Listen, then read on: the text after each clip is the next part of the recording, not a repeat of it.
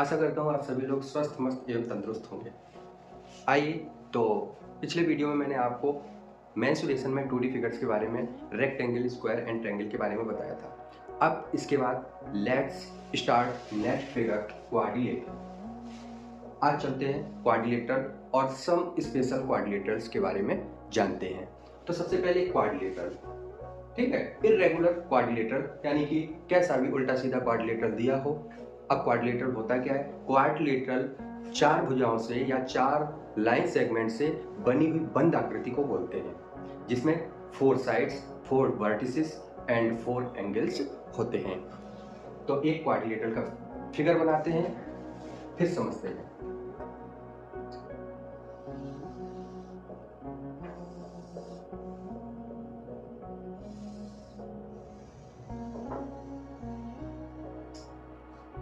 मान लीजिए ये एक क्वाड्रिलेटरल है, ओके।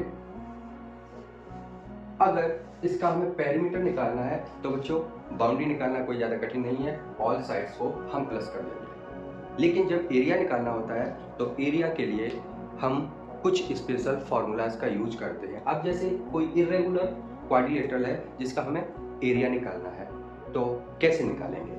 सबसे फर्स्ट हम क्या करेंगे कि इसके किसी एक डायगोनल को, चाहे इसको इससे चाहे इसको इससे मिला देते हैं, ओके। डायगोनल मिल गया। अब डायगोनल मिलाने के बाद हम क्या करेंगे, इसके वर्टिसेस से इस पर परपेंडिकुलर खींचते हैं और इस वर्टिस से ये, यानी कि ये परपेंडिकुलर है तो ये 90 डिग्री का एंगल इसके साथ क्रिएट करें।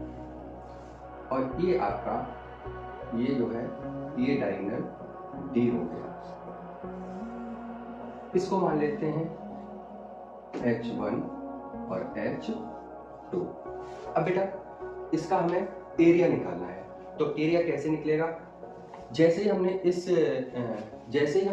इस डायगोनल को मिलाया, वैसे ये पूरा जो फिगर था 2 ट्रायंगल्स में बट गया था। अब 2 ट्रायंगल्स में हमने इसका वर्टेक्स से परपेंडिकुलर खींचा तो ये इस ट्रायंगल की हाइट मिल गई, और इससे वर्टेक्स खींचा तो ये सेकंड ट्रायंगल की हाइट मिल गई। अब हम इन हाइट और डायगोनल से इस पूरे क्वाड्रिलेटरल का फॉर्मूला बनाएंगे। हाउ? तो बेटा सबसे पहले ए डालते हैं, ए एरिया ऑफ इर्रेगुलर क्वाड्रिलेटरल।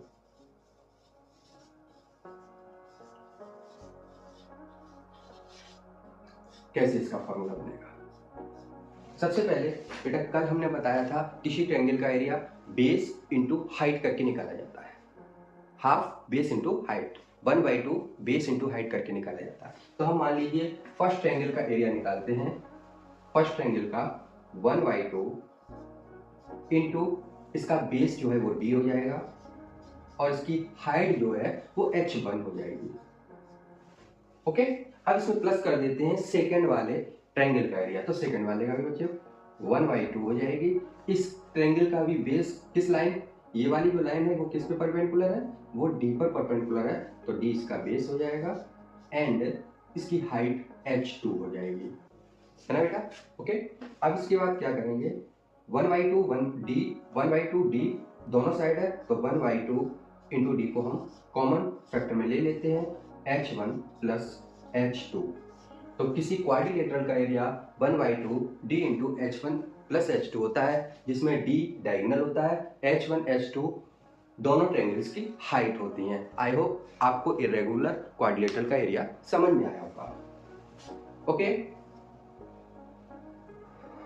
चलते हैं अब आगे। क्वाड्रिलेटरल के बाद सम स्पेशल क्वाड्रिलेटरल्स का एरिया निकालना सीखते हैं। 5 नंबर डालते हैं। 5 नंबर क्या करें, ओके, पैरालेलोग्राम, PAR पैरालेलोग्राम, ठीक है। इसको हम शॉर्ट में 2 पैरेलल साइड्स एंड GM से लिख देते हैं, पैरालेलोग्राम। ठीक है, ये है पैरेललोग्राम। इसको हम टू पैरेलल लाइंस एंड जीएम करके शॉर्ट में लिख देते हैं पैरेललोग्राम। फिगर कैसा रहेगा बेटा, हमने पहले एक रेक्टेंगल बनाया था, तो अब थोड़ा सा क्या करेंगे, इस रेक्टेंगल को थोड़ा सा झुका देंगे।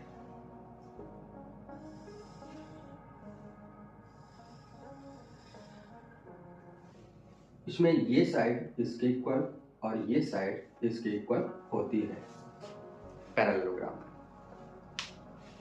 जैसा रेक्टेंगल होता है, रेक्टेंगल के दो सिरों को खींच दिया गया तो ये पैरेललोग्राम बन गया। सारी प्रॉपर्टीज रेक्टेंगल की ही इसमें होती हैं, एंगल्स को छोड़कर। जो इसके एंगल्स और डायगोनल्स होते हैं वो इसके इक्वल नहीं रहते हैं, अपोजिट एंगल इक्वल हो जाते हैं एंड अपोजिट साइड्स इक्वल होती हैं।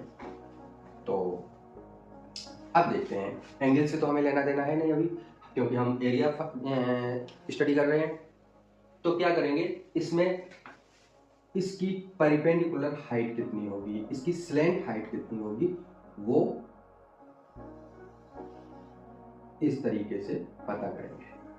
तो ये तो h हो जाएगी, मान लीजिए इसकी हाइट जो है वो h है और इसका करस्पॉन्डिंग बेस जो है वो b है। ओके, तो इसका एरिया निकालना है, बहुत सिंपल है। जैसे लेंथ इंटू ब्रीथ करते थे वैसे ही बेस इंटू हाइट करेंगे। इसमें नो हाफ, नो पौना, नो पौना। एरिया ऑफ पैरेललोग्राम क्या हो जाएगा, बेस एंड करस्पॉन्डिंग हाइट। ये हो गया एरिया ऑफ पैरेललोग्राम। ओके, चलिए नेक्स्ट फिगर पर चलते हैं। 6 रोम्बस।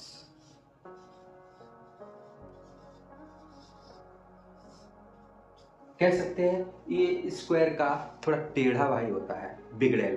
कहते नहीं, परिवार में एक दो भाई हैं, एक अच्छा भाई है सीधा है, एक थोड़ा टेढ़ा है। तो समझ लीजिए जो रोम्बस होता है वो स्क्वायर का टेढ़ा भाई होता है और रेक्टेंगल का टेढ़ा भाई पैरेललोग्राम होता है। ठीक है, तो बनाते हैं थोड़े टेढ़ोग्राम को।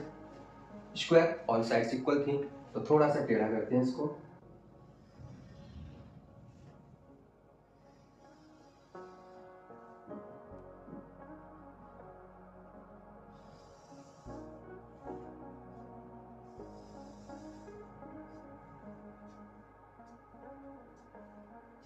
All sides are equal. ठीक है, फर्स्ट अगर किसी ट्रेपेजियम में बेस और हाइट गिवन है तो सेम हम इसका इसी तरीके से एरिया फाइंड कर सकते हैं। क्यों? क्योंकि एक रोम्बस भी पैरेललोग्राम होता है, क्योंकि पैरेललोग्राम की सारी प्रॉपर्टी रोम्बस में अवेलेबल होती हैं, बट रोम्बस की सारी प्रॉपर्टी इक्वल साइड वाली पैरेललोग्राम में नहीं होती है। तो हम रोम्बस को पैरेललोग्राम कह सकते हैं बट पैरेललोग्राम को रोम्बस नहीं कह सकते। ओके, तो एक तो यही हो गया। अब देखते हैं दूसरा तरीका क्या है रोम्बस का एरिया फाइंड करने का। तो सबसे पहले हम इसके डायगोनल्स को मिलाते हैं। मान लीजिए इसका डायगोनल ए है और इसका डायगोनल ए है। ठीक है, रोम्बस के जो डायगोनल्स होते हैं वो एक दूसरे को 90 डिग्री पे बाइसेक्ट करते हैं। ये प्रॉपर्टी शायद हमने स्क्वायर में छोड़ दी थी, स्क्वायर में भी ऐसा ही होता है, बट उसको करेक्ट करेंगे। स्क्वायर में भी उसके जो डायगोनल्स होते हैं वो 90 डिग्री बाइसेक्ट करते हैं, लेकिन उसमें डायगोनल्स इक्वल होते हैं, लेकिन यहाँ पर जो डायगोनल्स होते हैं वो छोटे बड़े हो सकते हैं। ठीक है, अब देखिए, अब इसका हमें एरिया निकालना है। तो बेटा ये समझ लीजिए डायगोनल 1 है और ये मान लीजिए डायगोनल 2। ठीक है, तो इसका एरिया हो जाएगा area of rhombus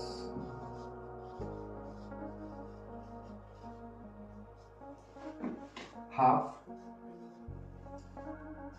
d1 into d2, half D1 into D2। यहाँ D1 एक डायगोनल को रिप्रेजेंट कर रहा है, D2 दूसरे डायगोनल को रिप्रेजेंट कर रहा है। तो डायगोनल की जो लेंथ्स होगी उनका मल्टीप्लाई करके उसको हाफ करेंगे, उसको आधा कर देंगे, तो रोम्बस का एरिया आ जाएगा डायगोनल से। हाँ, एक चीज यहाँ हम आपको और बताना चाहते हैं कि अगर डायगोनल्स के थ्रू स्क्वायर का एरिया निकालना चाहें, जैसे मान लीजिए एक स्क्वायर है, ये पिछला टॉपिक था जो हम मिस कर गए थे, इसको यहाँ क्लियर कर लेते हैं। मान लीजिए इस स्क्वायर का एक डायगोनल गिवन है D और कहा गया इसका एरिया फाइंड करिए। तो बेटा इसके एक डायगोनल से ही इसका एरिया निकल आएगा। How? Area of square equal to half into D square करने से, क्योंकि इसके डायगोनल इक्वल होते हैं, दोनों ही डायगोनल इसके इक्वल होंगे। इसके छोटे बड़े होते हैं इसलिए D1 D2 लिखना पड़ता है, इसमें D इंटू डी ही कर दो या D स्क्वायर कर दो तो इसका एरिया निकल आएगा। आई होप एंजॉय कर रहे होंगे, लेकिन वही बात ध्यान रखिए, कमेंट्स करिए, चैनल को सब्सक्राइब करिए, बेल आइकन दबाइए एंड वीडियोस को शेयर करते रहिए अपने दोस्तों में, जिससे हमें भी मोटिवेशन मिले, हम और अच्छे वीडियो लाने की कोशिश करें। तो बेटा please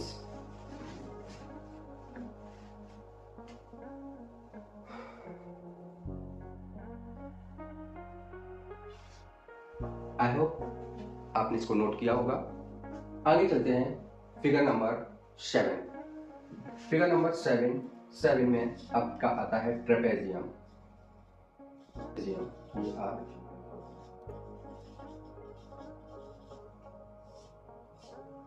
trapezium, what is trapezium? एक बेसिक सी पहचान है ट्रेपेजियम की। ट्रेपेजियम का one pair of opposite sides is parallel होता है। वन पेयर अपोजिट साइड का पैरेलल होता है ट्रेपेजियम में, इसे ध्यान रखें, ठीक है। One side, two side, these are parallels and these are non-parallel sides. This is parallel to this. Okay, now we join the height. This is the slant height of trapezium, or we can say this is the distance between the parallel lines. अब parallel lines को हम इसको मान लीजिए D1 मान सकते हैं, P1 मान सकते हैं, ठीक है। पैरेलल साइड 1, पैरेलल साइड 2, इस तरीके से P1 P2 भी ले सकते हैं, या हम B1 B2 ले लेते हैं और इनके बीच की डिस्टेंस को हम हाइट मान लेते हैं। ओके, अब इसका एरिया किस तरीके से निकलता है? Area of trap, short form of the trapezium. Trap का एरिया होता है half V1 plus B2 into आई height. Half B1 plus B2 into height. Parallel side 1 और 2 का सम इंटू हाइट और उसका हाफ। बहुत बेसिक सा फॉर्मूला है, B1 plus B2 into height का हाफ कर देना है। ओके, ट्रेपेजियम हो गया। अब आते हैं लास्ट में एक और क्वाड्रिलेटरल बचता है, 8, और ये है काइट। काइट जो हम लोग पतंग उड़ाते हैं वो भी एक प्रकार का क्वाड्रिलेटरल ही होता है, क्योंकि 4 साइड्स होती हैं उसमें, ठीक है। तो देखते हैं काइट को बनाएंगे कैसे। काइट बहुत सिंपल होता है बनाना। इसके हम डायगोनल सबसे पहले खींच लेते हैं। एक डायगोनल को थोड़ा लंबा रखते हैं, ठीक, दूसरा डायगोनल छोटा रखते हैं और ये देखते हैं जो ये छोटा वाला डायगोनल है ये बीच से बाइसेक्ट हो। ओके, अब इसको इससे मिला दीजिए, इसको इससे मिला दीजिए अब इसको उठा के इससे मिला दीजिए और इसको इससे, तो ये आपका काइट बन गया। काइट में ये आपका D1 हो गया और ये आपका D2 हो गया। एक चीज समझने वाली है, इसके डायगोनल्स भी राइट एंगल पर मिलते हैं। इसमें छोटा वाला डायगोनल जो है वो बाइसेक्ट होता है, बड़ा वाला एक तरफ कम होता है एक तरफ ज्यादा होता है। तो बड़ा वाला बाइसेक्ट नहीं होता है बट छोटा वाला बाइसेक्ट होता है, बट ये मिलते 90 डिग्री पर है। एक चीज याद रखना, जो भी फिगर 90 डिग्री पे डायगोनली क्रॉस होते हैं उनके एरिया डायगोनल के प्रोडक्ट से निकल आते हैं। ओके, तो इसका एरिया हो जाएगा सिंपल सा, area of kite is equal to half D1 into D2। Okay, तो ये आपके 2D फिगर्स का एरिया जो है हो गया। अब लास्ट में एक और बचता है, सर्कल। चलिए सर्कल को समझते हैं। इसके बाद 4 8 9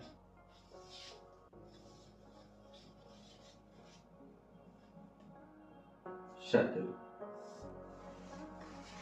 सर्कल, चलो एक सर्कल बनाते हैं, ठीक है। चलो ये एक सर्कल है और ये सर्कल का सेंटर है, ठीक है। सर्कल की बाउंड्री को इसकी सर्कमफ्रेंस बोलते हैं। सर्कल की जो बाउंड्री होती है इसको सर्कमफ्रेंस या सर्कल का पेरीमीटर भी कह सकते हैं, ठीक है।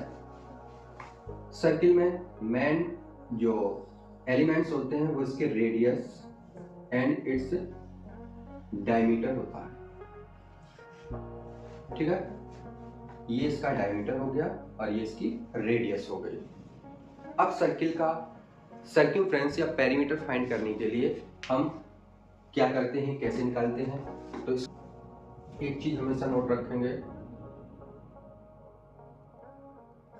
Remember D is equal to 2R होता है, यानी जो डायमीटर होता है वो 2 रेडियस के इक्वल होता है, यानी रेडियस से दोगुना होता है, ठीक है। तो यहां पर हम इसका सबसे पहले सर्कमफ्रेंस फाइंड करते हैं।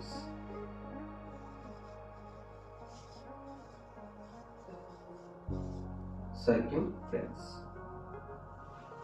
तो बेटा इसका सर्कमफ्रेंस जो होता है वो पाई और डायमीटर का मल्टीप्लिकेशन होता है, पाई।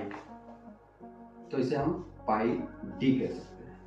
किसी सर्कल का सर्कमफ्रेंस पाई डी होता है, ठीक है। पाई क्या है, पाई अभी बताते हैं, और डी फॉर डायमीटर, या